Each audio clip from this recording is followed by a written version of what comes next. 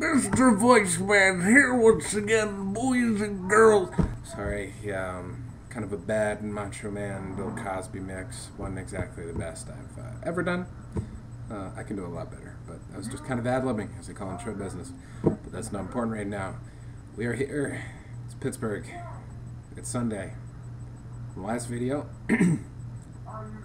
I told you the ins and outs, the injuries, and who to watch out for as who may or may not be on the field. Some new developments have come across. Emmanuel Sanders, it's looking more and more like he will either be a game-time decision or, in fact, will not play.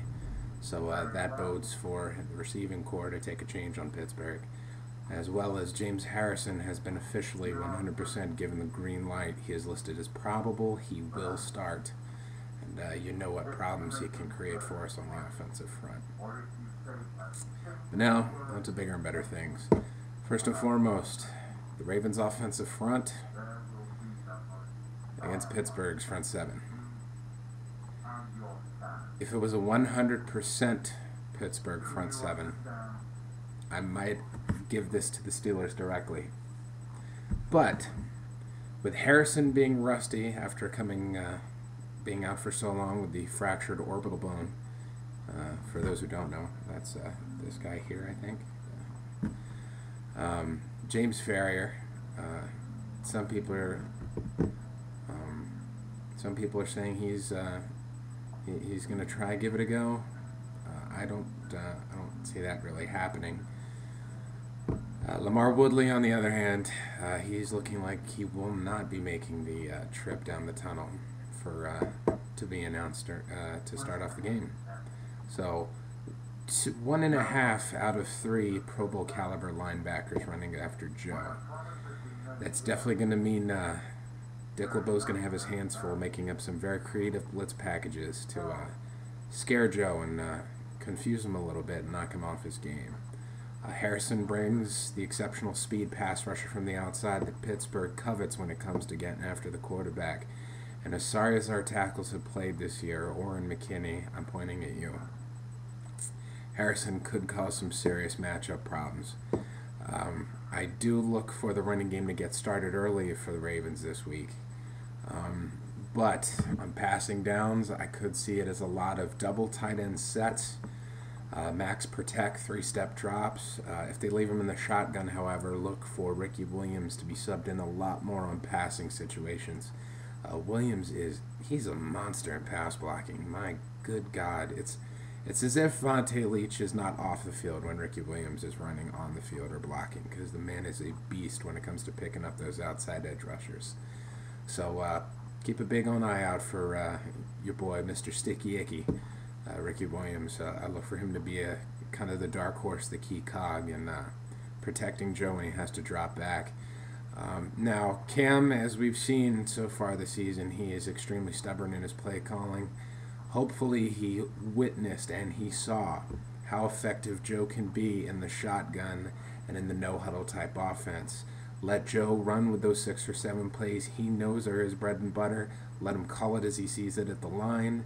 And if he does have questions of what they're presenting to him up front, that's when they can go into the soft huddle and they can start getting the plays really quickly from Cam on the sidelines. Now, given the lack of all 3 pass rushers in Pittsburgh, I tend to still gravitate a little to the Ravens side, actually. The defensive line as well. Still the bumps and bruises and the nagging injuries that pass rushers really have trouble running through.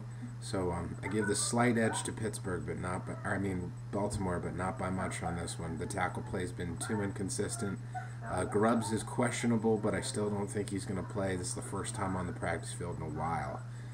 But I like to think that given the just the veteran leadership of Matt Burke and the blocking potential of your tight ends and your backup running back, I think Flacco will have some time where if the running game can set up early, he will find Torrey Smith over the safeties.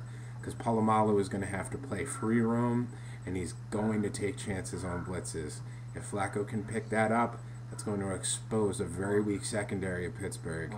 And Torrey Smith has the speed, as the broadcaster for Pittsburgh says, to take the top off of the defense. Yeah, that's just uncomfortable. But So I give the passing offense and running offense. I give it the edge over Pittsburgh's defense. That feels good to say. I haven't been able to say that in a while, but it's a very slim margin. Now we have Ravens defense versus Pittsburgh's offense. As I said earlier, Emmanuel Sanders, he is looking more and more like he is not going to be able to suit up. So that's one less speed threat in the receiving core that Pittsburgh has. Hines Ward, on the other hand, he feels, well, of course, this might be his very last game against Pittsburgh because more and more signs, I think, are pointing towards him, I don't know, maybe picking up a pair of tap shoes, as we saw how good he did at Dancing with the Stars. I hate him so much. But obviously you have Mike Wallace on the outside. He is the speed threat that the Ravens have sorely coveted for so long. He has the big playability to go and make something happen. I look for Kerry Williams to have his hands full most of the day with him on the one side. And on the other, it'll be a mixture of Antonio Brown and Jericho Cotchery. Cotchery never really lived up to the billing of excellent receiver that the Jets herald him as, which is why they traded him away for basically peanuts. I look for not to really have too big of a factor. I might understand more of seeing Hines Ward in the slot, but very well could see Cotchery there too because he's a bigger target, he's a stronger target, and he's a faster target. But the big key here is going to be Heath Miller. He is the type of tight end that linebackers loathe to try cover. Big, weighs a ton, can bowl people over, and he pretty much outflanks size and speed most of our linebackers one way or the other. Ray isn't what he used to be in pass coverage. Jameel McLean's too small in stature. Ellerby, I don't even know if he's going to play. And Ayamide, sorry, I always stumble through that name. Brandon, yeah, we're just going to go with that one. He's a special teamer, but I don't know if he has the feet to keep up with someone like that. So the key part here on the defense is Jimmy Smith. Your number one draft pick, you make him that for a reason. He's got power, he's got agility, and the boy can flat out fly. And he might be the key to stopping Miller, because Ben has looked his way constantly this year. Whenever he's in trouble, Miller, especially as of late, has become his go-to guy. If he's got somebody who can actually shadow him most of the day like Smith has the ability to, kind of like our chances of stopping him. Now, one other factor, of course, you just have to love Terrell Suggs. The immortal line, God can have his heart because his ass belongs to me. Say no more. The pass rush is the key. And as bad as Pittsburgh's offensive line has been, this is going to be a matchup of who does max protect better first. Flacco doesn't have the footwork of Ben, and as we have all seen in many a tearjerker game for us Ravens fans, Big Ben, when he has time, he makes something happen. You don't know how he does it. You want to kill him for doing it. But as a football fan, you got to tip your hat to him. He is uncanny at extending plays. But I look for a lot of blitzes. Pagano has been relentless in his pursuit of the quarterback.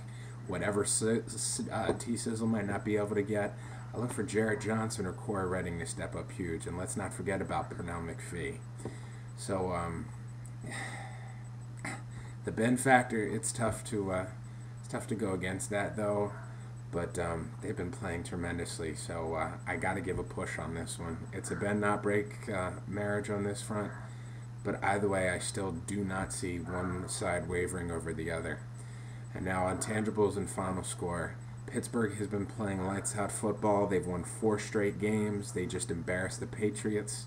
Ravens, on the other hand, were just embarrassed by the Jaguars and were almost embarrassed by the Cardinals until the light just came on. A fire was under that ass, and they stomped a mud hole in the Redbirds.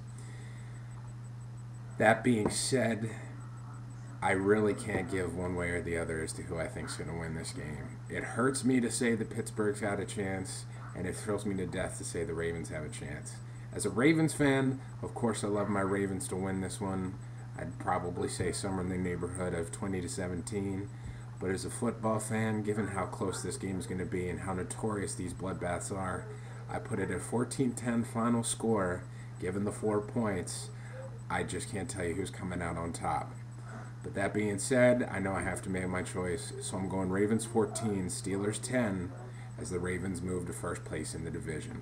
That being said, your boy Mr. Voiceman, shout out to Ravens Rain Gang on YouTube. Thanks for watching, and go Ravens!